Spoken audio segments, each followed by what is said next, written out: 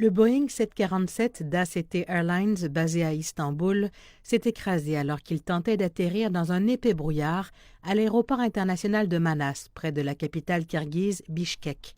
Les 4 membres composant l'équipage sont morts dans l'accident.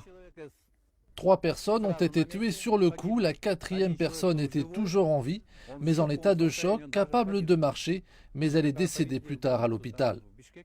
Au moins 33 autres personnes sont mortes, tous résidents de Dasha-Su, un village situé à environ 2 km de l'aéroport. L'avion a traversé des maisons et des bâtiments avant de terminer sa course en éclatant en morceaux. J'ai entendu un gros bang et après, toutes les maisons les plus proches ont été ébranlées. Bien sûr, tout le monde a eu peur et a commencé à courir hors des maisons et dans la rue. Personne ne comprenait ce qui se passait parce qu'il y avait du brouillard. La météo n'était pas bonne. Parti de Hong Kong, l'avion faisait route vers Istanbul et une escale était programmée à Bichkek. Plus de 1000 secouristes ont été envoyés dans ce village enneigé pour tenter de sauver ceux qui pouvaient l'être parmi les débris calcinés. Des tentes ont été dressées pour protéger les survivants des températures atteignant jusqu'à 11 degrés Celsius sous zéro.